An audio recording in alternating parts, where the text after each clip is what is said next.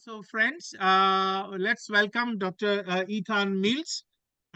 He is a professor of philosophy and religion at the University of Tennessee in Chattanooga in United States. And his specializations are Buddhist philosophy and ancient and modern skepticism, and also many other allied areas. He is the author of a very highly acclaimed book, Three Pillars of Skepticism in Classical India, Nāgārjuna, Jayarāśi, and Sri Harṣa. So, welcome to you. Welcome you all, and welcome also Dr. Ethan Mills to our online course here. So, thank you especially because this is rather awkward time in your part of the world, I guess. So, anyway, so over to you. All right. Yes. Thank you, Nirmali. I think, and the Bhaktivedanta Research Center, and all of you for joining us. As Nirmali had said, it's 12:30 a.m. for me, and so it's a bit earlier in the morning for me, or late at night, depending on how you look at it. Which is fine for me. I'm usually awake at this time anyway. I'm not much of an early morning type. So I think I should be able to, let's see, where's my, I need to share my You would like to share screen. your screen, right? Yeah, let me, oh, here it is. Okay, Yeah. Huh. let me do this.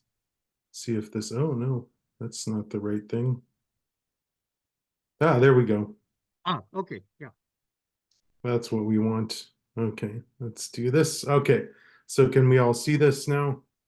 All right. Yes, we can. We can. All Yeah. right, thank you so much. So I'm very excited. Uh, I actually wrote a little bit in the book that Nirmalya mentioned about some kind of seeds of skepticism in the Vedas. So I'm sorry I missed the earlier talk. I'm sure it would be interesting. And so I have done a lot with skepticism, particularly with the three figures mentioned. And now I'm kind of looking at one of my other old favorites, who is Vasubandhu, and particularly his text, The 20 Verses, which has, perhaps some kind of skeptical elements to it. So that's kind of what I'm looking at now. And so I thought, let's start. So here's what I'd like to do tonight or this morning or whenever it is, wherever you are. Maybe look at some basics of Buddhist philosophy, and then Vasubandhu and his text called the 20 Verses. And then maybe look at some questions of interpretation and methodology. And then, one thing I like to think about is, well, what can we learn as 21st century people from some of these ancient texts? And I'll ask a lot of questions at the end. So that's why I put this picture of the philosophy professor with the question marks. I kind of wish I had this outfit so I could wear it to class. All right. So, as this is probably very basic for almost all of you, but we've got the Four Noble Truths. There's suffering, or dukkha, right, or dissatisfactoriness, angst, dis-ease, kind of split up like things are not right, in other words. And there's an origin of that, which is due to desire or attachment. And there's a cessation, and that involves a path called the Eightfold Path. And then we have the three characteristics of reality. This is all from early Buddhism. Impermanence, not self, and suffering. And so these are all actually things that I might bring up again as they influence Vasubandhu. All right, and then we've got a little bit of the development. So after the Buddha's death, a few hundred years after that, or 100 years, depending on who you ask, you have the beginning of the Abhidharma schools, where you get this kind of systematization, because the Buddha said a lot of really interesting philosophical things, but it's not always clear exactly what he meant. So the Abhidharma schools came up, and they said, well, let's kind of get this a little more systematic, right? And then around the first century BCE, you had the Mahayana, or the Great Vehicle, and these were new teachings of the Buddha, so emphasizing ideas like emptiness and non-dualism, and then the ideal of this kind of bodhisattva ideal, which would be someone who, so let me make sure I'm good on time here. Okay, who vows to it's a beautiful ideal. The bodhisattva is that someone who even though beings are innumerable, I vow to liberate all of them. It's just, whether you think that's possible or makes any sense, I find it a beautiful ideal. All right, so then you've got this character Vasubandhu. There's at least one Vasubandhu. There could have been two, but he lived sometime around 400 CE, maybe a little before, maybe a little after, and definitely influenced Buddhist philosophy quite a bit in South Asia, but also in kind of Central Asia, Tibet, and East Asia as well. So he wrote the Abhidharma Kosha, a compendium of Abhidharma, and that was part of the Abhidharma school kind of, and that's still used as a textbook, for instance, in Tibetan universities, like Tibetan Buddhist universities. And then he was converted to Mahayana perhaps by his half-brother Asanga, who he and Asanga are kind of thought of as the founders of the Yogacara school of Mahayana. And he wrote a lot of texts, and one of them is called the Vimshika Karika, or the 20 verses. And there was a theory kind of in the middle of the 20th century that was popular for a while, that actually there had to be two separate Vasubandhus because one person couldn't possibly have written all this stuff. And now most people, I think, have said, well, he's just one person who changed his mind, and that's okay. We're all allowed to do that. And definitely, if you're as brilliant as Vasubandhu, I think you even get more leeway for that. And there's a Tibetan image of Vasubandhu for us to enjoy. All right, so the 20 verses, it's really actually 22 verses or maybe 21, depending on who you ask, and commentary. And there's a lot in there. This is one of the things that I love about working on it. I'm teaching a Buddhist philosophy class right now, and I had my students just read the whole thing last week just to see what they thought about it. And then we're going to spend the next few weeks unpacking it and going into some of the details. But it's really fascinating. There's so much in there. So I'll use my own translation, but here's some others that you can look at. The Jonathan Silk is a very, very professional kind of philological look at the text. That gets into some of the Tibetan versions as well. And then Nilanjan Das has one that's online for free. That's pretty good too. And I'll talk about Sonam Khatru in a bit. He's a really interesting person as well. All right, well, how does this text begin? Well, here's how I translate it. So this, he just says this, but I mean, he in the commentary explains the world, or really the three realms, but he means kind of the world of experience. All of this is just cognition only because of the appearance of non-existent objects. Okay, well, what does that mean? What does that mean, Vasubandhu? So this world, kind of means our experience. In the commentary, it says it means the three realms of experience, but kind of that's the basic idea. Cognition only, or vinyapti matra, or chitta matra, means, at the very least, it means that we're never directly aware of external objects, certainly not in the way that some of the realists think we are. At the very least, it means that it might mean other things, and I'll get to that in a bit. The appearance of non-existent objects, he means things like hairnets, someone who has an optical disorder of some kind. Dreams, that's one I'll talk a lot about. And then also these hungry ghosts, or the pretas, have kind of collective hallucinations is sort of how he describes it. So if you want to put this in an anumana, I used to always do this, and now I'm not so sure. I've kind of been convinced. But if you did, it would look something like this as a proper inference. This world is cognition only because of the appearance of non-existent objects. And then your example would be whatever possesses the appearance of non-existent objects is cognition only, as in hallucinations and dreams. And there's some controversy. Again, I don't think actually much rests on whether you do this, but I thought this might be a good little thing to do, especially I think you'll have a lecture later on in this series this week about logic. So this will be a good little seed to get you over to that. And I can talk more about that later, but I don't think much rests on whether it's an anumana or not, because at the very least, it's just kind of Vasubandhu explaining what he's going to try to support.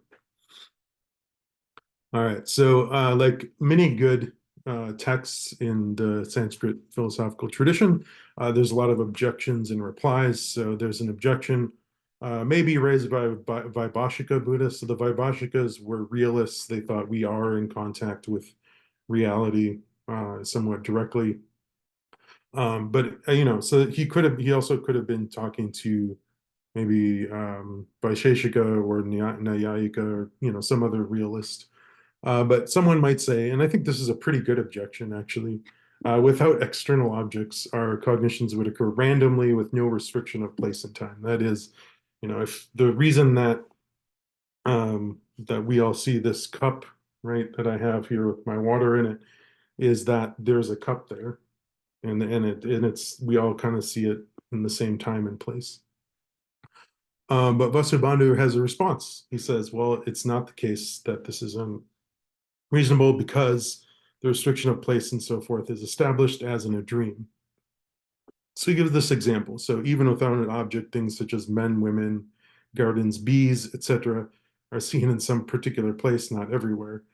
And I like to imagine the dreams that Vasubandhu was having when he wrote this. Imagine there's some kind of garden party, and maybe there were sugary treats there, and then the bees came to eat the sugar. I don't, maybe there's some sweets they were eating. But he says in a dream things are pretty coherent, right? And you see something at a certain time, not all the time, and so you can have this. Like if you've ever had a dream that's pretty realistic. And so I always think, being a 21st century person who watches a lot of films, of some of these films like The Matrix or Paprika is a good anime from Japan, and you've got Inception, or a great Spanish movie called Abre los Ojos. And these are all films that feature dreams or some kind of hallucination, a computer simulation in the case of The Matrix, right? But I often think of these sort of things, I think, as other possible examples that Vasubandhu might like. Or another one that I particularly enjoy is I'm also a fan of horror movies. So the Nightmare on Elm Street franchise, you have Freddy Krueger there who invades people's dreams and can actually kill people in their dreams. So it's kind of a fun one. I mean, if you like that sort of thing. All right, so those are just some examples. I think he thinks about dreams, but there's other possible examples. Another objection is, well, why do multiple individuals, and technically he's using the word santana, which means like a stream of consciousness. Why do multiple people all see the same things, right? So again, like we all see this cup right here and the water that I'm drinking to keep my mouth, from getting too dry. Well, he talks about the pretas or hungry ghosts, and hungry ghosts, I think, is actually a direct translation of the Chinese translation of the Sanskrit word preta. So that's kind of a fun how we get that in English as hungry ghosts. But we see rivers of pus in hell realms, and he thinks that this is a sort of collective hallucination because really the pretas have like a similar karmic ripening. Their karmic situation is similar. That's why they all see the same things. So let's talk a little more about the pretas, literally, departed or dead. And I find this part of the text is really interesting because he talks about they have these, pus rivers and hell guardians, and he kind of thinks about this from a rational point of view, I guess you could say. He thinks through it and says, well, what are these hell guardians, the Naraka? I mean, they're standing on scalding ground, but how could you be reborn as a hell guardian? It doesn't make any sense. So he kind of thinks, well, they can't be like real beings the way that the pretas are. They must kind of be this hallucination. There's a great Japanese representation of a hungry ghost, and so you see they usually have like large bellies and smaller mouths to show that they're hungry all the time. It's great. There's a kind of larger version of that work. All right, so here's some other ones. Of course, The Matrix, right? And I like to put the one with the kitten in there. There'll be more kittens later, don't worry. Then you have The Nightmare on Elm Street. where, there's kind of, especially in that one, in part 3, the people that Freddy Krueger is terrorizing kind of get together in the dreams and act together, right? So you get these sort of things. Another objection, and I like these objections. I think they're quite reasonable, actually. Uh, and that's why it's interesting to see how he responds to them. So, I mean, well, things that happen in dreams don't have effects. They don't have causal efficacy. So maybe I might dream that I have $1 billion or something like that, but then I wake up and I'm just a professor, right? I don't have that kind of money, right? That sort of thing. But then he says, well, sometimes they do, right? And here's one that we all agree has happened to people. In a dream, there is the effect of a discharge of semen without the coming together of two people. Well, okay, Vasubandhu, maybe it's a little too much information there, but I think that's it happens. One example of dreams can have a real effect.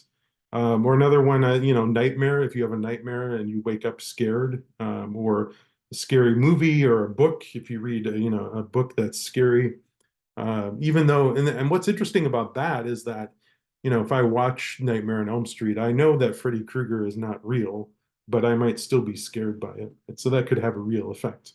Or if you dream about delicious food and you wake up hungry, you're ready for breakfast, right? That sort of thing. Okay. So he also talks about dreams. I skipped quite a bit. I'm not going to go through every single part of the text because there's some other things I want to say, but dreams come back. I just find the dream stuff really interesting personally. So he tries to use the dream stuff to say, well, actually, we couldn't really have direct perception of external objects. So he says perceptual cognition is just as in a dream. By the time he gives this kind of time lag argument. I'll say more about that in a little bit. But basically, by the time that you're perceiving something, the original perception's already gone. And here it helps if you're a Buddhist because then everything's impermanent and nothing lasts, especially longer than a moment. And then he talks about in verse 17, a person who is not awake does not know that a visual sense object in a dream does not exist, right? So sometimes while you're dreaming, you don't even know that you're dreaming. It feels like you're awake. And so if these dream perceptions and the ones you're saying are of real objects are kind of qualitatively similar from the subjective point of view, well, how do you think you're aware of things even in your waking life? How does that work, right? If you could be wrong. And then he goes on and kind of gives the analogy, of course, Buddha means one who is awake, right? From the root Bud, right? So that kind of is also what he's playing with there, I think, is that a Buddha is one who is awake, unlike those of us who are not Buddhas.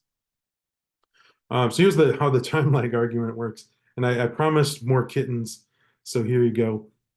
So you used to say you have a visual cognition of a kitten.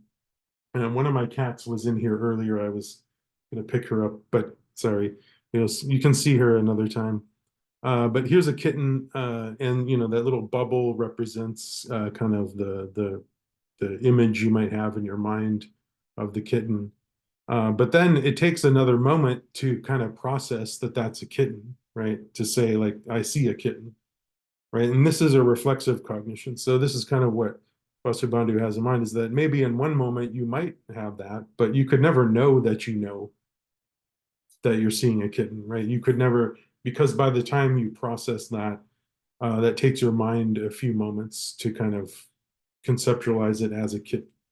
So that's kind of his idea. It's always there's our time lag between the original kind of contact with the object and you seeing it. So he says, well, even in principle, even a realist has to agree that we don't really see the kitten directly, or if we did, we can't really like put our finger on it, right? I mean, you can pet the kitten, but you can't. But even that is the same thing. Like the cognition of the soft fur of the kitten will be also take it some time. So by the time you have this reflexive cognition, the original one's already gone. And again, this is especially true if you're a Buddhist, especially by Vasubandhu's time. impermanence was usually thought of to entail radical momentariness. So everything is just one moment after another. So you could never kind of pair the cognition with the concept of a kitten. So you never really know that you know. All right, so there's a way more very interesting stuff going on in here. Let's see how much I actually got through that pretty quickly. But I kind of want to get to the big picture. But especially if you're not familiar with the 20 verses, I really recommend checking it out. There's a lot of fascinating stuff in there. So there's a whole section on, what you might say Buddhist hermeneutics. So his opponent says something like, well, the Buddha said there were external objects, and we're all Buddhists here, so we have to believe that we had that. And so he has to kind of explain, well, why did the Buddha talk that way? And this fits with another key Mahayana idea of upaya, or sometimes translated as skillful means, that the Buddha talked a certain way and said things that might not strictly be true from the ultimate perspective, but they were kind of to help people get somewhere. And he said, the Buddha talked about that because he was leading people to the selflessness of events. And so one way of interpreting the idea of emptiness in Mahayana is that it's applying the non-self idea to everything. Instead of just to people, you apply it to all phenomena. And so he says that, well, it seems like in the early Buddhist texts that the Buddha was talking about people being in contact with external objects. He didn't really mean that. He was just kind of trying to speak to people where they are. And then there's a section that's really dense and difficult on atomistic theories. So the Vaibhashikas had a kind of theory of atoms, which is similar to the Vaisheshika theory of atomism. And then also in kind of the Mediterranean and ancient Greece, you also had atomists over there, kind of a little bit earlier, but kind of a similar idea. So ancient atomism is very different than contemporary atomism in that the idea is that there's these ultimately tiny things, and the Sanskrit word I think is paramanu, which I like to translate as the ultimately tiny. So they're like these little tiny bits of reality. And the original ancient atoms aren't splittable, so it's not like I just watched the movie Oppenheimer, which is about splitting the atom, right? You can't, and you do that in nuclear power plants and in nuclear weapons. That's not what they're talking. They're talking about atoms as the ultimately tiny thing. And basically, it's complicated what Vasubandhu argues there, but basically he argues that you can't have something that's both ultimately tiny, but that can also conglomerate into larger things, because it would have to have parts, but they're supposed to be partless. And so he thinks this idea of atoms doesn't make any sense.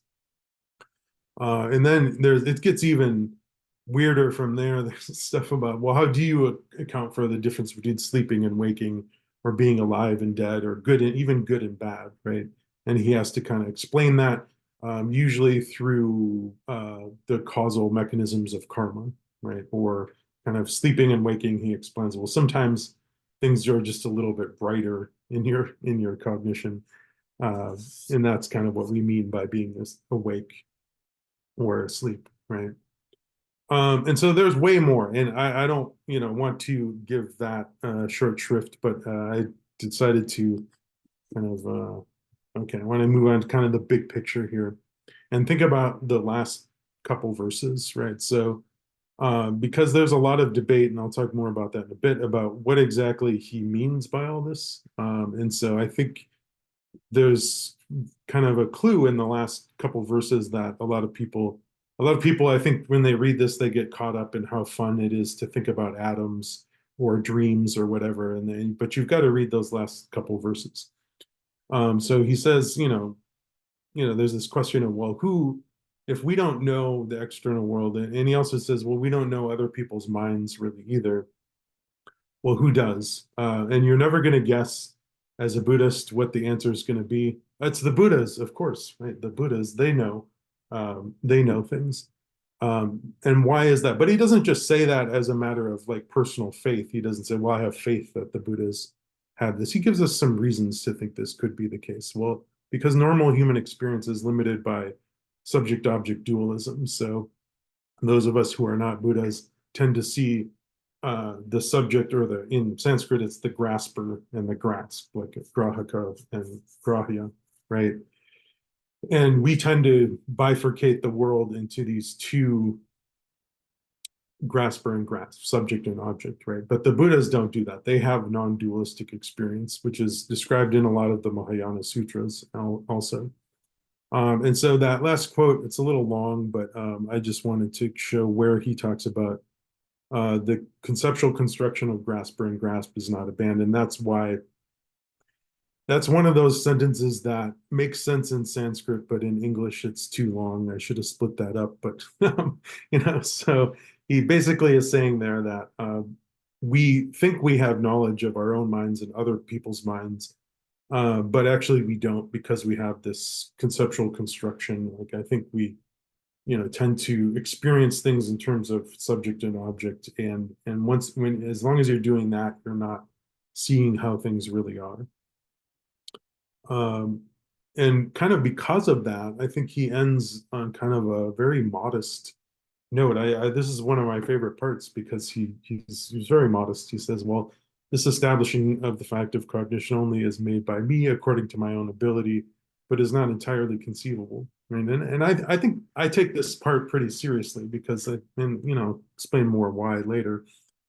But he says, well, this fact, can't be thought in all aspects by those similar to me.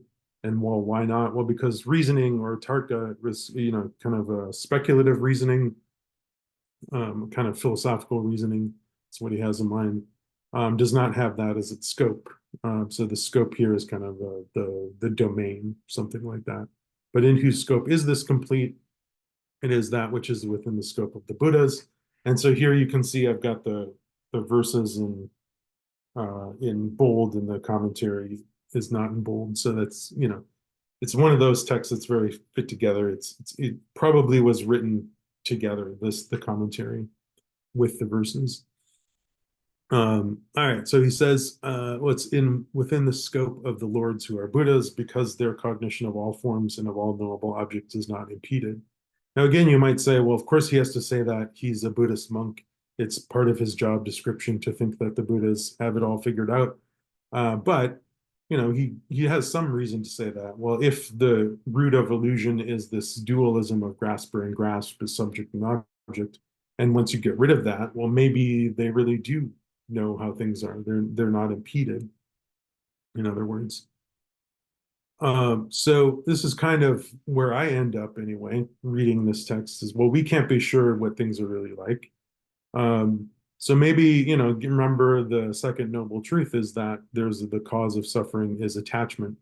And if you think about it, people get really attached to the way that the world appears to them. They think, oh, I think that I'm separate from you, or that, the United States is separate from India, or that I'm separate from animals, or whatever. And maybe we get attached to these kind of ideas of separateness, and maybe that's a cause of suffering. But at the end of the day, what is reality really like? And I kind of think, if you take these last couple of verses seriously, maybe Vasubandhu means, well, really only a Buddha could know, right? And there I chose my favorite statue of a Buddha. It's just beautiful. Just love that one. All right, so I've got a lot more to say, because I think this text has a lot of interesting, it's philosophically interesting, and then it's kind of like interpreting it is a lot of work, actually, because I think probably I'll say more about the kind of idealist interpretations later, but that's how I first learned about Yogacara, was that it's straightforward idealism, end of story. But as I've read this stuff a little more carefully, I've kind of wondered if it might be right. I mean, I could be wrong about all of this. I try to get some of Vasubandhu's modesty into my own work too. But what is he talking about? And I think I was very pleased last week when I had my students read this, because I tried not to bias them one way or the other about the interpretation, but they all asked the right question, or some of them did. They said, well, what is he talking? What is the claim? What is he claiming here? And it's kind of interesting that you could write this whole text that's quite involved and has a lot of arguments and still not be 100% sure what the main idea is. So at the very least, I think he's saying we aren't directly aware of external objects, whatever those might. We aren't directly aware of reality as it really is. Which again isn't a terribly surprising thing for a Buddhist to say because, ignorance is the root of a lot of our suffering, right? But one thing you could think about it, was he making an epistemological claim? Is he saying we don't know whether external objects exist or not? This could be a kind of skepticism about the external world. Since I'm supposed to be talking about skepticism, I should come back to that. Or some people have suggested it's a type of phenomenalism. Basically, it's a claim about what the direct objects of consciousness are, right? Something like that. Or is he making an ontological claim that there is no such thing as an external object? So this would be a type of metaphysical idealism. And again, that's that second one, the ontological or the metaphysical claim of idealism is how I learned this first, 20 some years ago when I first started reading Vasubandhu. And I think for most people still today, that's probably just kind of like, well, of course it's idealism, right? But there are, some interesting considerations. So, and my terminology is a little bit different than other people's, but I kind of think of this as a type of skepticism. And if you want to know more about why I say that, I have an article called External World Skepticism in Classical India, the case of Vasubandhu. And it's a little hard to find, so if you have trouble finding it, just send me an email and I'll just email that article to you if you're interested. But basically, if Vasubandhu could be a kind of skeptic in that since we're only directly aware of our own cognitions, we don't really know anything about the world as it really is. All we know is how things appear to us, which, might sound sort of like external world skepticism you get in like Descartes' first meditation or Hume. Or if you read a lot of contemporary, especially like kind of analytic epistemology, there's this character of the skeptic, and there are very few actual skeptics, but people argue against the skeptic, right? And Descartes actually does that too. He doesn't actually believe in him. He's not a skeptic himself. And so, maybe the question is that we don't know anything. Actually, even in the Western tradition, external world skepticism might go back to ancient Pyrrhonism. There's some debate about that, but at the very least, you get it in the 17th century with Descartes. And there's also kind of this phenomenalist interpretation. You've got Bruce Cameron Hall, Richard Hayes, Stefan Honecker, Jan Willis Thomas, Kochimotum, and people like that. Give they don't all call it. What's tricky with Vasubandhu is not everyone uses the same labels. But so I'm kind of, doing my own conceptual construction to put it this way. But the phenomenalism means something like all we're directly aware of is our own cognitions and how things look to us. And so in my article that came out in 2017, and I've been rethinking that, that's kind of what I'll get to later. But I argued basically that, in fact, if that is what Vasubandhu's point is, well, this is a kind of skepticism because only the Buddhas really know what the world is like. The rest of us normal people don't, right? However, I think throughout most of the history of Indian philosophy and throughout most of contemporary scholarship also, people have taken this to be a kind of idealism, meaning that everything is consciousness or that external mind-independent objects do not exist. And so the kind of Western analogs might be someone like Berkeley or Kant. Sometimes people will call this subjective idealism without a subject, because of course Vasubandhu is a Buddhist, he can't actually believe in a subject. So it can't really be subjective. And this is a hint of the sort of trouble I'm going to talk about later about applying some of these labels to some of these texts. But something like this was really what the realists seemed to think was going on in Yogacara. So Nyaya, Mimamsa, for example.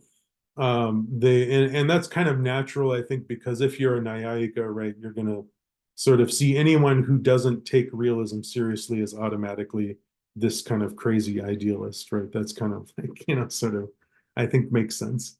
But a lot of contemporary people, of course, you had Mottillo, also people like Jay Garfield, Mark Sideritz, John Tabor, one of my teachers, Rindam Chakrabarti, who's also one of my teachers when I was in Hawaii.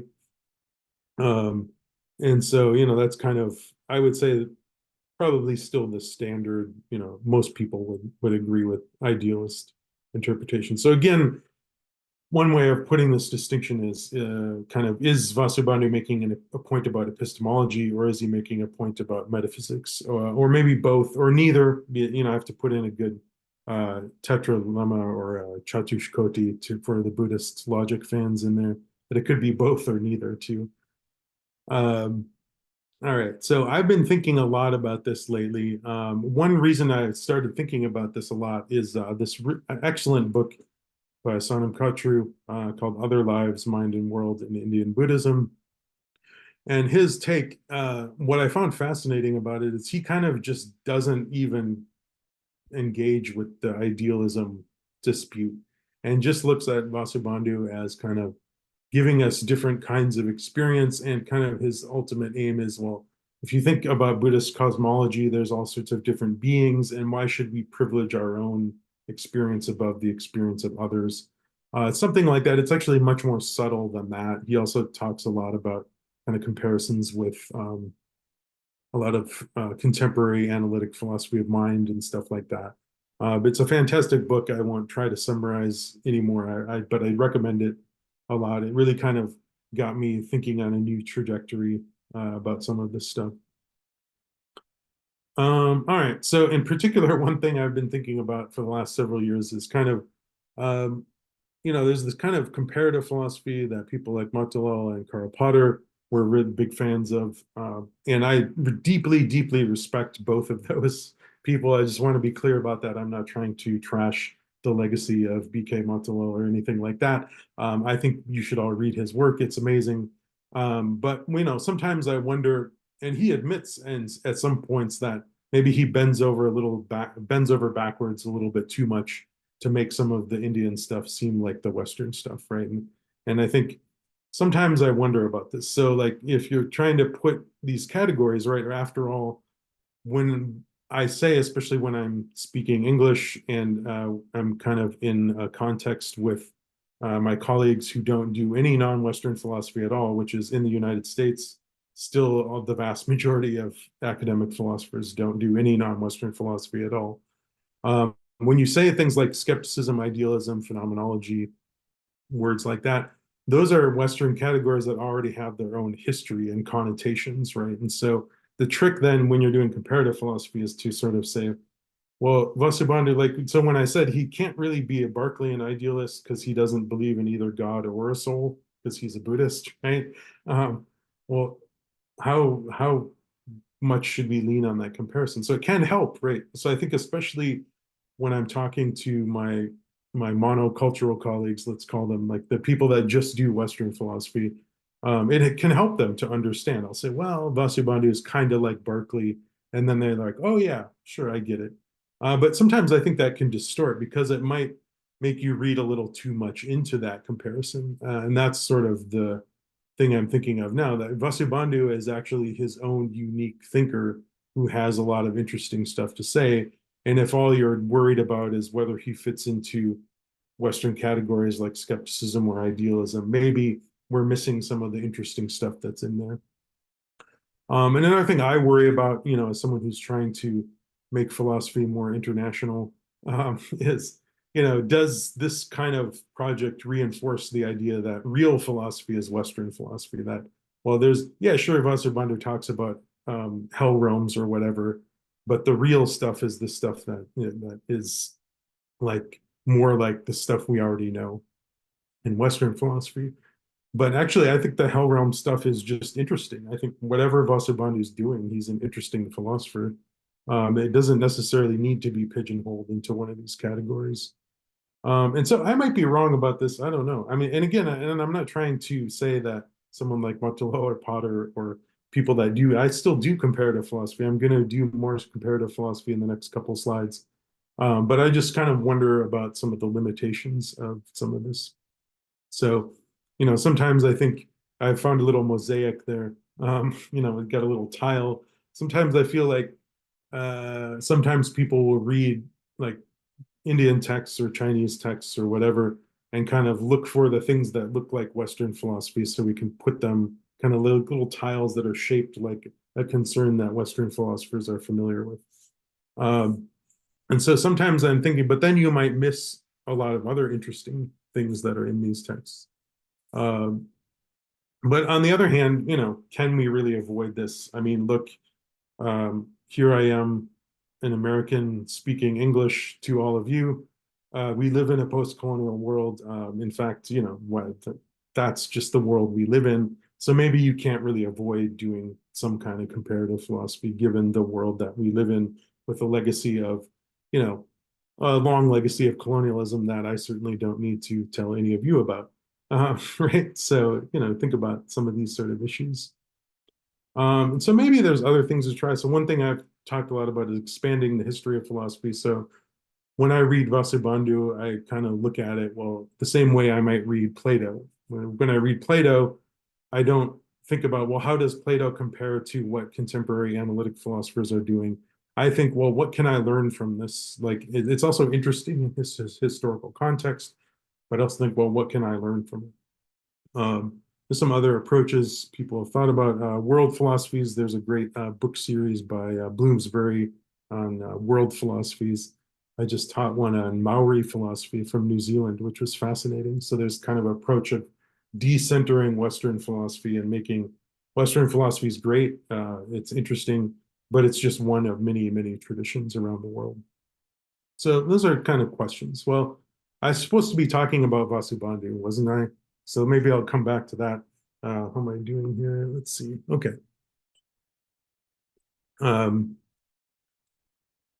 So let's see. Because you could say, well, yeah, that's all well and good, but could it be some kind of skepticism, just not as we know it? Whoever we are, that's actually a complicated question. Who are we in this word or in this sentence? But I think the bottom line really is like the regular human experience is deeply mistaken. Whatever you think about what Vasubandhu is doing, he's saying something like that. And maybe this is interesting historically, right? And maybe there's some things we can learn today, which I'll get to in a bit. And actually, I think I wrote a paper recently that was I was asked to write a paper comparing Descartes and Vasubandhu. And so I went and I read the meditations very carefully, kind of with fresh eyes, and I came to the conclusion that Vasubandhu is way more skeptical and revisionary than Descartes, right? So Descartes in the meditations says, well, I'm going to doubt some stuff. And then he ends up at the end of it believing all the same things he believed at the beginning. Whereas I feel like what Vasubandhu is doing is kind of trying to get us to embark on a path of radical transformation, right? We're supposed to think very differently at the end of this. And so there I did some comparative philosophy again, but I think it's interesting. Also, I think when you read the 20 verses and the meditation side by side, it's very obvious how deeply Christian Descartes is. He's talking about God and kind of Christian issues all the time, which is fine. But it is like, sometimes I feel like people say, oh, that Indian stuff is all religious. Well, have you ever read Descartes? He talks about, he talks about God all the time. I mean, and it's in a specific context. He's talking in the kind of counter-Reformation and, kind of what was going on in Europe at the time. He's also part of the scientific revolution. And so there's a lot of stuff going on. And so Vasubandhu was probably part of kind of popularizing Mahayana and doing all this interesting stuff too. So I think to think about these figures historically, you can still compare them, but it's kind of interesting to do that. All right. So I'm kind of thinking a lot about non-dualism as I've started talking about. And I think there's the kind of South Asian Mahayana version of non-dualism is really interesting, and I feel like maybe there's more work to be done. Maybe I'll figure it out. Maybe I won't in my next book. But I think this is a really deep challenge in the history of human thought. And of course, you also get versions of non-dualism in Advaita Vedanta, for example, but also maybe in Taoism in East Asia. But I think the Buddhist version is kind of unique in a lot of ways. So my current this is the kind of tentative title of the book project I'm working on. I think it might be called something like Only a Buddha Knows Vasubandhu Ratnakirti and the Epistemology of Non-Dualism. That sounds very fancy when I put it that way. And so Ratnakirti is often read as a solipsist in this text that I translate as the fallacy of other mind streams. So he kind of argues that you can't differentiate between minds. Now, does he mean there's only one mind? Or is he like, I think he's maybe just drawing out the philosophical consequences of non-dualism. But he does say kind of at the end, he mentions the distinction between conventional and ultimate truth, which I might talk more about in the book when I get to that. But really, I think maybe what these two in particular, I picked them because they're kind of Vasubandhu is at the beginning of the Yogacara tradition in South Asia, and Ratnakirti is sort of toward the end. They lived about 500 or 600 years apart. So you get a kind of interesting idea. And I'm not making any claims about Yogacara as a whole, because that would take a lot more than one lifetime, I think, to do. Certainly, I only have one lifetime, at least as far as I know. Who knows? Maybe I'll come back to this in a future lifetime. But so I think what they're trying to do is using the philosophical ideas from epistemology or Pramanavada, if you want to use the Sanskrit term, that basically means epistemology, as part of this kind of transformative path. And so I think what they're doing is something more like using these philosophical ideas to get the readers to embark upon a Buddhist path of radical transformation. So I think what they're doing is less like kind of presenting a fixed view of things and more like, here's some things to think about, and maybe you'll change as you think about this. And I don't think that they're totally unique in that. I mean, I think a lot of philosophers, not just in Asian traditions, of course, but this is what Hellenistic philosophy in the ancient Mediterranean was all about, radical transformation of the self. And so I think this is kind of one of the things that I think we modern people sort of think philosophy has to be about, defending positions, and they are kind of doing that, but there's also this other this kind of Buddhist path in the background, kind of getting you to have some kind of different type of experience. And so what can we learn from that today? So this is kind of an epistemology of non-dualism. I think I decided to go with that because I think that's a weird enough thing to say that no one will try to read too much into it. They might need to know what I'm talking about here. So, what can we learn? Well, one thing I think we can learn, well, how should we approach ancient texts like this, right? So here we are living in the 21st century, studying philosophy at universities in different parts of the world. But we're doing this. So how do we do that? So that's kind of worth thinking about. And it could non-dualism be true in some sense? I don't know. I'm still pretty skeptical, honestly, but I think maybe at least it's cool to think about.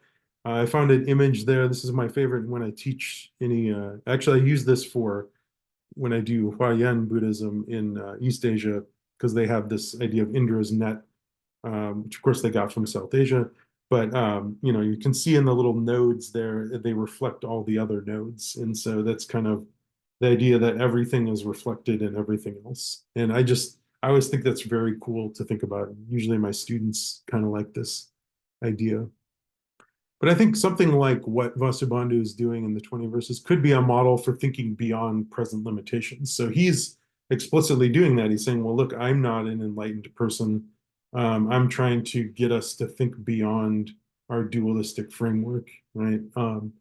So maybe, I don't know, this is the most speculative part of my book project that I have not started writing yet. So I'm very open to this. So here's where I try to say some things about politics, I guess. So maybe, there's these big scary issues, right? So something like climate change or pandemics. And so I thought about this a lot in, I think in 2021 or so, when the Delta variant was happening, which was first found in India, and then it arrived in the United States a couple weeks later. And I was just thinking, well, how inadequate this idea of like nation states is for dealing with something like a pandemic that affects all of us, right? So I think I just started thinking about that, or think about a big like climate change. You can't just have one country leading the chart. Like we all have to work together, right? And so, thinks about things like this, or dealing with issues like poverty and inequality. I think we can't, we have to kind of maybe change our whole paradigm of thinking about things. And this is sounding very, very wild now. I'm getting more into science fiction territory perhaps, but I think maybe there's something to it. Maybe there's a tendency to think of ourselves as kind of causally separate or conceptually separate from other people in the rest of the world. And maybe that is kind of causing some suffering. And, it sounds like, I'm not trying to say that, oh, if everyone would just read philosophy, the world's problems would go away. But I sort of think, maybe there's something to this. And I don't expect people to listen to me necessarily, but it's kind of what I think. And so in particular with South Asian Buddhism and this idea of non-dualism, maybe what I'm thinking is this account for some sort of unity without eliminating all difference. So it's more about interconnection, because there is no self, there's no Atman, right there. It's just different things that we're each kind of a little causal node, but we're causally related to everything else. So we're not all the same, but we're all kind of connected, right? And so maybe this is different than Advaita. And again, I love Advaita Vedanta. Don't get me wrong. Sri Harṣa was one of my subjects of my my first book, and I love Sri Harṣa and Shankara and Gaudapada and all the great Advaitins. But I wonder if this is kind of just a different concept a little bit. And so I've been thinking about different kinds of. There's a book by David Loy on non-dualism, and he has a chapter called "How Many Non-Dualities Are There?" which is just kind of a hilarious title for a chapter. But he says things, well, there's a difference between subject-object non-dualism and kind of Advaita non-dualism, in the sense that everything is one subject, right? But maybe there's other ways. Maybe, I'm certainly not trying to say anything negative about Advaita. I just think this might be a sort of a different concept. Also, I think in East Asian Buddhism, through the influence of Taoism and other things, you do get something closer to the Advaita view that everything's kind of one big thing. But I don't think that's exactly what the kind of Yogacara view of non-dualism is. And, maybe I'll just kind of leave it here. I think, one thing I think that's very interesting about Vasubandhu is that he's kind of saying that what's holding us back, what makes us suffer, is a kind of almost, you might even say, like a conceptual prison of our own making. Like we kind of have this idea of dualism, and that's holding us back. So I wonder if that could inspire us to sort of think beyond the current ways of thinking, which I kind of feel like humanity has to do, or, I don't have a lot of hope for us getting through this next century or so if we don't kind of figure some things out. And so that's maybe me editorializing a little bit too much, but it's kind of where I landed. So there's this picture I found, I think is a good illustration. Kind of, there's a path, right? So think about something like a Buddhist path. And then you can't quite see what's over the hill, right? You see that little tree is kind of giving you some hints about what might be over the hill, but you can't quite see it. But you need something to kind of keep you moving on the path to something better. And so, maybe again, now I'm getting very strange. And so maybe I'll stop there. I haven't quite worked all this out yet. And what does this have to do with a 1600-year-old text? I'm not entirely sure, but maybe my next book I'll figure that out. Or I'll just drop all that. Who knows? But anyway, thank you so much. I deeply appreciate having the chance to talk with you. And I would love to know what you all think. So there's my email address there. If you, I'd be happy to send you the PowerPoint or any of the articles that I mentioned, or anything. All right. Great, great. Thanks a lot, Ethan. I think we got to know very briefly the main ideas of Vasubandhu's Vimshika, and the way you try to bring out the contemporary relevance of some of the ideas in that text. which probably we should develop more in greater detail in future. So I would like to request our participants if they have any questions or comments or clarifications from Ethan, please come forward.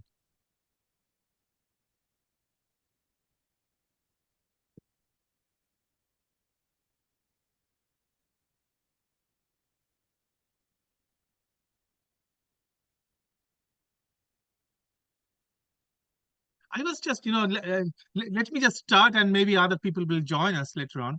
I was just wondering, this non-dualism, okay, this collapse of the knower known distinction. Uh, I mean, this is very familiar even in Advaita Vedanta. Some point, I think, in their discourse. So, I mean, is there? I mean, how could one formulate the distinction between the two, or do they, at some point, because of their idealist emphasis, do they at some point converge? What do you think? Yeah, that's a great question. And I think, certainly I think this was a criticism from both sides. Sometimes, the Advaitins were said to be too Buddhists, and the Buddhists were, the Yogacara Buddhists were kind of too much like Advaita. And you can see, like, I mean, even the terminology is like in Buddhist texts, they'll use Advaita or Advaya, right? Sort of like these, they'll use the same words. Um, and that's an interesting point because I think, I mentioned toward the end of my talk this book by David Loy called Non-Duality, and he talks a little bit about this, about whether does subject-object non-dualism just collapse into, I think Advaita could be, I don't know if I want to describe it as monism, but maybe something more like that, are these, like, they seem like different ideas at first, but do they kind of become the same thing? I think that's a good question. That's something I've been thinking about. I think because I think, the way that I've always tended to think of Yogacara is that it's more like, you have the, like, causal continuums, and they all kind of interact in some way, but they're not part of one big thing. Whereas I feel like sometimes in Advaita you get these arguments that Brahman is like this one unchanging thing, right? So I think it's more like, and again, but there's different ways of understanding even Advaita, of course, right? I mean, it's a long tradition with a lot of development.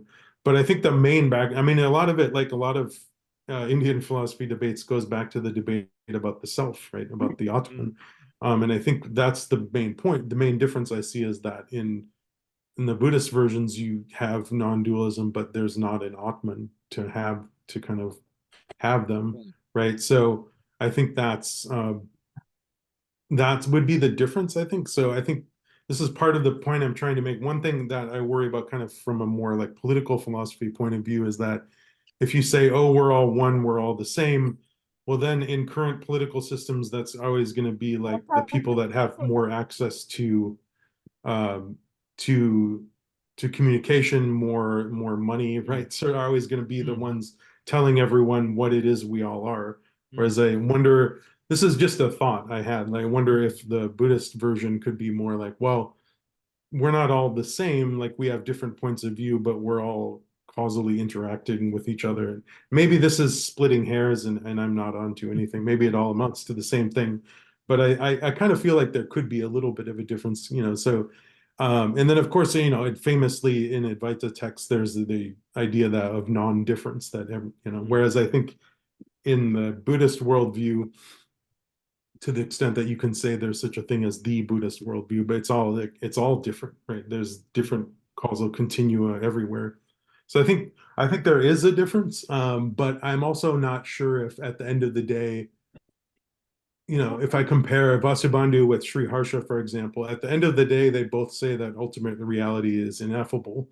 And if ultimate reality is ineffable, then you can't even talk about how it's different because it's ineffable, right? Right, It's, right, yeah. right. Yeah, yeah. So I don't know if that answered your question. Maybe the answer is ineffable. Yeah, so please, any other questions or comments or clarifications from our participants? Please.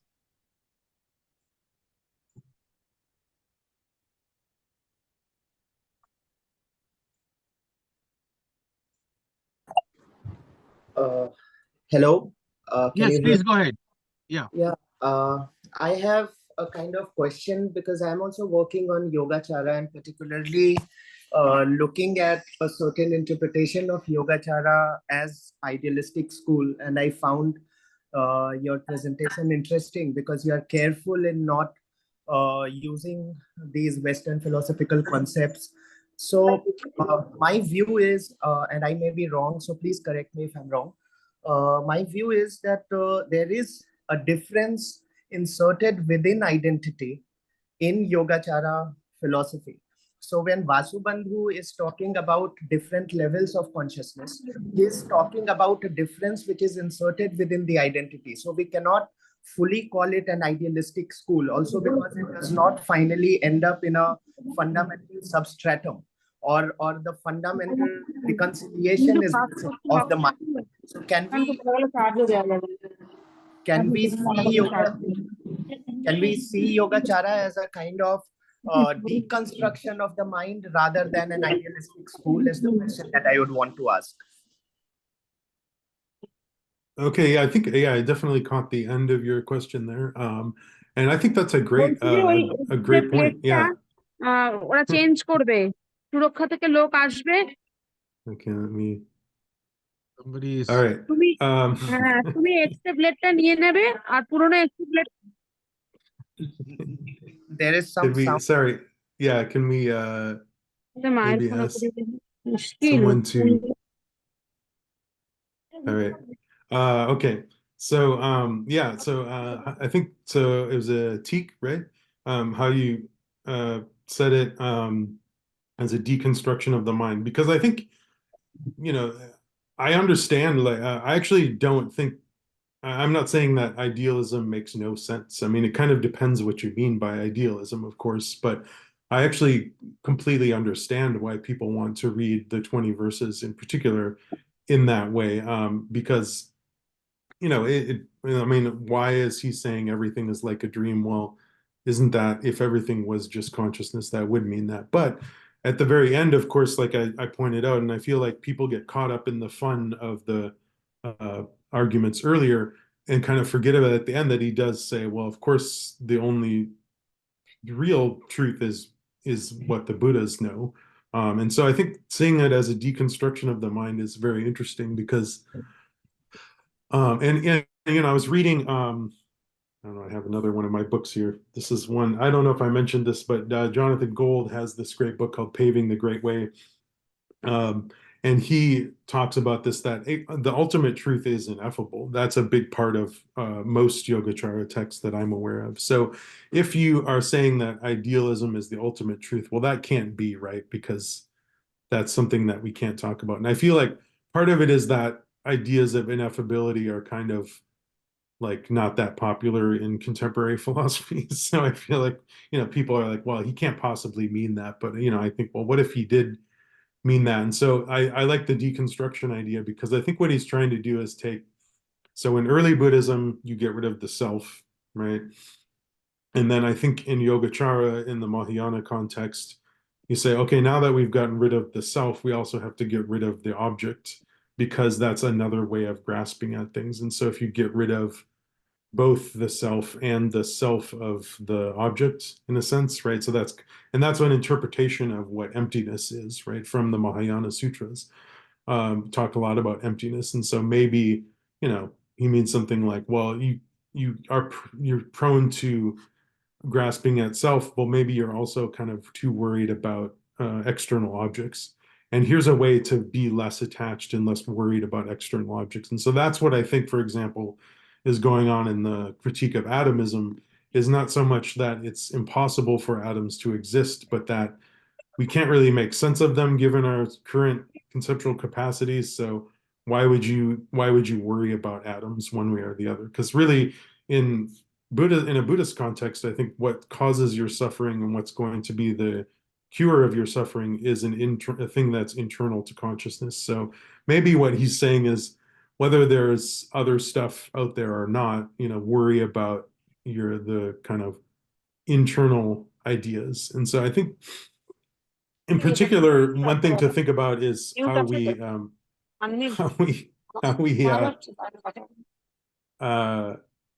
conceptualize things kind of in some ways. I think about this a lot with, when people think about, I mean, I shouldn't talk too much about politics, I guess, but, I think about like any sort of political debate. Often if there's two sides in a political debate, what happens is that they're actually just conceptualizing the issue differently, right? And so I think there's maybe something we can learn from that a lot of the causes of our suffering are actually in how we conceptualize our experience rather than the things outside of us. And I feel like that kind of makes sense from a Buddhist point of view. So definitely, and then of course, as a Buddhist, right, Vasubandhu thinks we do have to deconstruct our mind. We have to change how your mind works, because that's how you eliminate suffering. So yeah, good. Sorry, I probably talked too long, but yes, I like that idea. Thank you. Thank you so much. Yeah, anybody else, please? Can you hear me? Yes. Right. Thank you, Professor Mills, for your talk. I really like the distinction you drew between interpreting Vasubandhu's 20 verses on the one hand as expressing a skepticism about a capacity to know whether or not there is a mind-independent external reality, and on the other hand as an idealist. My question, however, is on comparative philosophy, a topic that I've been thinking about recently. You speak of one potential pitfall of the comparative philosophy project as follows, which is that it might inadvertently reinforce Eurocentrism in its project to redefine or restate non-Western philosophical concepts in the conceptual vocabulary of Western philosophy. However, considering the implications of then abandoning this comparative project, we might be faced with a philosophy where cross-traditional dialogue is no longer possible. And I fear if that might lead to a form of epistemic relativism. On the one hand, it might not matter much whether or not realism or idealism offers a truer picture of reality. But what about the normative side of philosophy, where we have contesting accounts of justice, of equality, for example? Regimes and political systems are designed on, let's say, on the precepts of one position or another. So how do you think we might, and also related is, in fact, proponents of fusion philosophy like Arindam Chakrabarti now use terms like just philosophy in both epistemically just philosophy, one that is, let's say, appropriate for post-colonial world, and on the other hand, it's just philosophy. So he even speaks of a post-comparative philosophy, where to do philosophy itself is to draw ideas across these different traditions. I was wondering, how do you think this challenge that you raised might be resolved to carry forward the project of comparative philosophy? I do think it's a very important question to ask that you've asked. Wouldn't it reinforce Western categories? Wow, that was really great. No, I definitely, one way to maybe answer the first part of your question is I'm not so much saying that we should never do comparative philosophy. I'm just saying that it's not, you don't always have to do comparative philosophy. That I think you could read Vasubandhu and say, well, which Western idealist is he most like, or which Western skeptic? And you can answer, those are that can be a fun project to do. And it can be useful, right? Like you said, for dialogue, right? And definitely, I'm not saying that dialogue is a bad thing. I actually like dialogue. Hopefully we're having some dialogue today. But I think if the dialogue is always kind of, based on the idea that the Western categories are setting the entire framework of the conversation. And again, I made this other point that maybe that's just kind of a realistic assessment of where we are, right? Maybe that's just how things are given the history of colonialism and whatnot. But I do think that what I would like to see, and maybe I'm more speaking to kind of my fellow like US and European colleagues is more like, why should it always be, someone who's a specialist in Yogacara always has to explain it in Western terms, and never like people who don't know much about Buddhism, why don't they just learn some Yogacara, right? Like learn some of the context. And so I think, so definitely I think there should be dialogue, but I think the terms of the dialogue don't always have to be in Western terms. Now, again, sometimes they are. Like I said, I just wrote a paper comparing Descartes and Vasubandhu, which I thought was very interesting, actually. So I'm definitely not saying we should never do comparative philosophy. I'm just saying that you don't always have to do that. Like sometimes you can just think about, and so this is, some of what I try to do in my skepticism book was to say, I'm not going to worry about whether Nāgārjuna is a Pyrrhonian skeptic or whatever, because I mean, that's kind of interesting, but at the end of the day, he's kind of doing his own thing, but it's some kind of skepticism. So what I try to do is create a vast overarching category of skepticism. But what I'm thinking about now with skepticism is that when you say that word, sometimes people have these kind of historical connotations from the Western tradition about what that means. So for example, there's a kind of maybe this is a segue to the politics side of it. There's a connotation in the Western tradition of skepticism with conservatism, right? So that if you don't know anything, why would you propose, kind of new ideas in politics? Just go with the traditions. I don't think you really see that. So, for example, I mean, I think right before I started speaking, someone was talking about the Charvakas, right? I mean, they're not conservative, really, in a social or political sense, but they're definitely skeptical, right? So, I think, that would be one thing to think about. And so, maybe you could use these terms, but just kind of be aware that sometimes using them. And then also, of course, like I'm very ashamed that I pretty much only read scholarship in English. I should get better at learning, Hindi and Bengali and whatnot. And it's like, I should read some of that stuff. And so, I think there is dialogue that could happen, but I think it shouldn't always be in Western terms. Now, of course, I write in English and I'm speaking English now. So it's going to always be those kind of terms. But I think the more we could think about, because I think you miss a lot if you're always just worried about like, is Vasubandhu like Berkeley or like Descartes? There's also, he does other stuff that's interesting that we might not pay attention to. And as far as the political side of it, so thinking about something like justice, well, that's a big question. And I loved all your questions. They were great. And is this kind of, I think maybe your question is kind of more about, if we're just questioning things all the time, don't we at some point have to take a stand and say, here's what justice means, or something like that? Is that kind of the sense of it? Yeah. And I think that's kind of right. And so here, another great distinction that Buddhists make is between conventional and ultimate truth. And I actually think about this when I talk about, like, when I go and vote in an election, right? Which I do. I love voting. I show up for every election. I'm always there voting. We have one coming up here actually pretty soon, the primary election, and then we have our final presidential election later this year.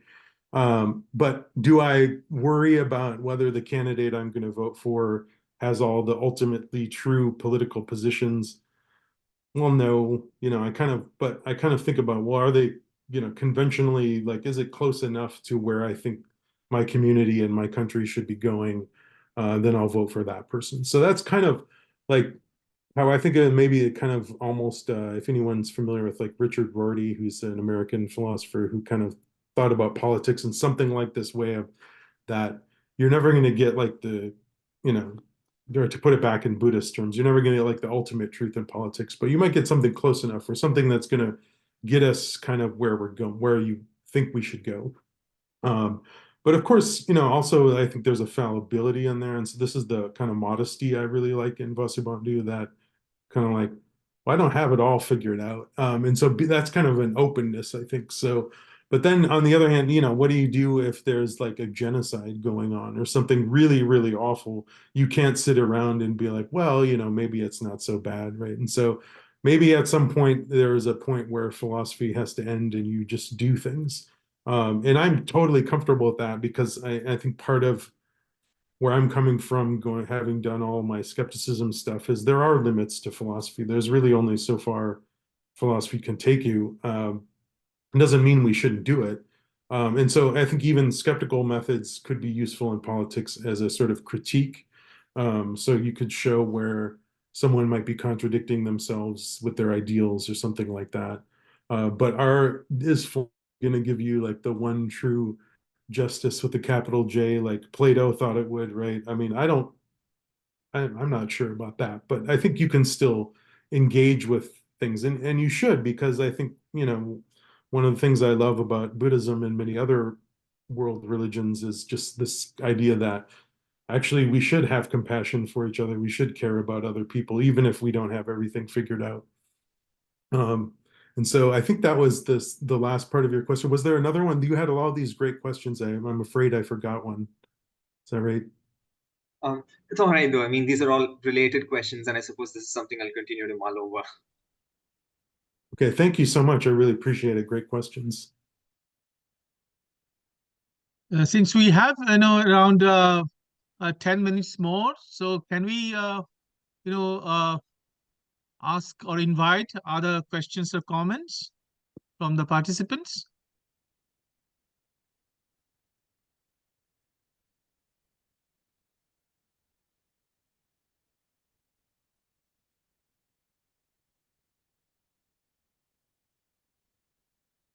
No, one thing, Ethan, I was wondering, the kind of idealism, once again, we are, imposing the Western categories because we are used to it anyway. I mean, Vasubandhu's idealism or Vasubandhu's skepticism, both of them have an ulterior motive, namely, free ourselves from the attachment which will lead us to that ultimate goal. So it's not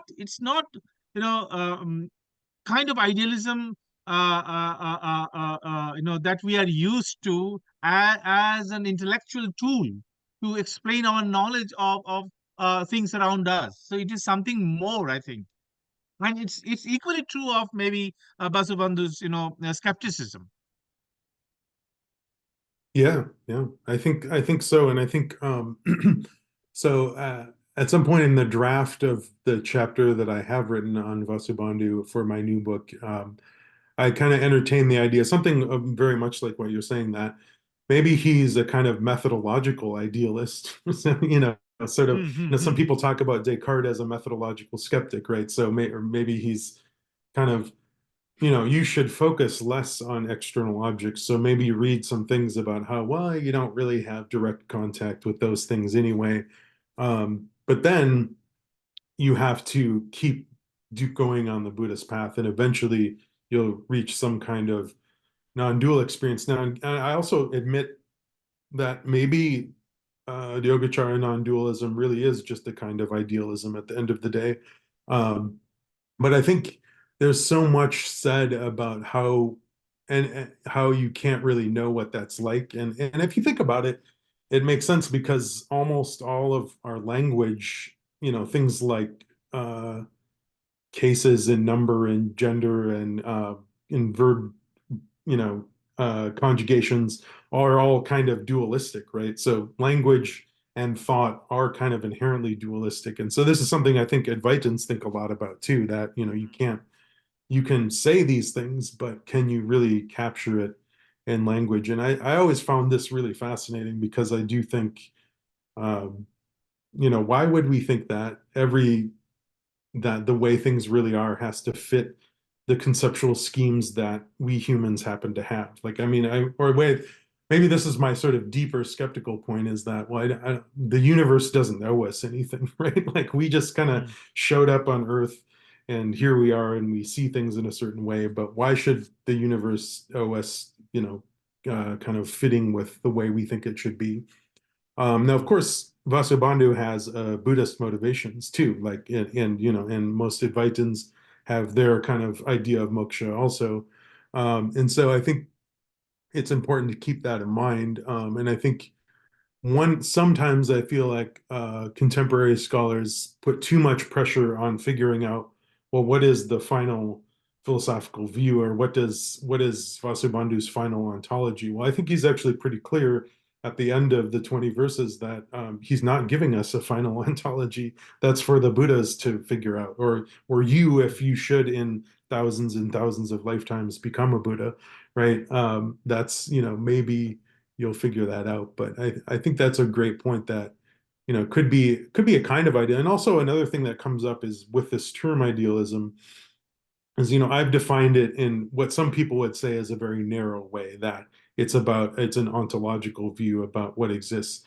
But there are kinds like, what if you think of, there are views that some people call epistemic idealism or epistemological idealism, which is more like the object of consciousness is somewhat constructed by the mind.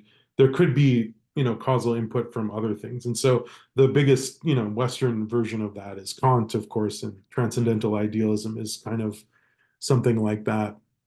And, sometimes I'm tempted to read Vasubandhu as something like that. And there is an article, I think the author is Feldman, maybe, who does kind of take it exactly like, calls this epistemic idealism, meaning something like that. So, of course, a lot of it depends on, and the other thing that, I try to keep in mind is that even within Western philosophy, there's not an agreement on how these terms should be used, right? Yeah, So, exactly.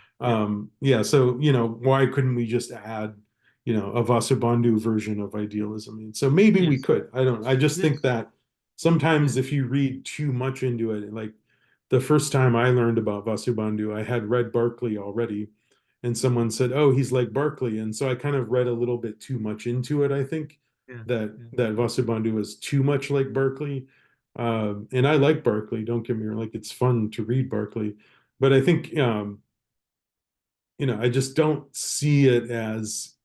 I don't think Vasubandhu is saying that the way that you perceive things is that's all there is, right? Like, which is kind of what Berkeley's saying, right? So I think because there's this Buddhist background that's very different. Yes. Anyway, that was way more than you probably wanted. Sorry. No. Any other question or comments or clarifications from the participants? Can I wish you all luck in this? Looks like a very exciting and long week for all of you if you're going to be here for all of these Well, talks. It sounds fascinating. Well, in that case, I guess we should not keep you awake in the middle of the night. I mean, it's already, I think, early morning there now, right? Yeah, it's almost 2 a.m. for me. Yeah. Yes. Anyway, thank you very much, Ethan, for spending some time with us, sharing your understanding of Vasubandhu and also your attempt to make it more relevant in our contemporary context. So thank you very much, Ethan. Thank you. All right, great. Yeah, I put my email address in the chat too if anyone wants to send me an email. All right. Good. Thank you all so much. I very much appreciate it. Good. So if the participants want to, write to him or, ask some questions or comments, they are most free. They are most welcome to use this email so that they can be in touch with Dr. Ethan Mills. So thank you very much again, Ethan. All right. Thank you so much. I very much appreciate it. Good luck to all of you. Thank you. Thank you.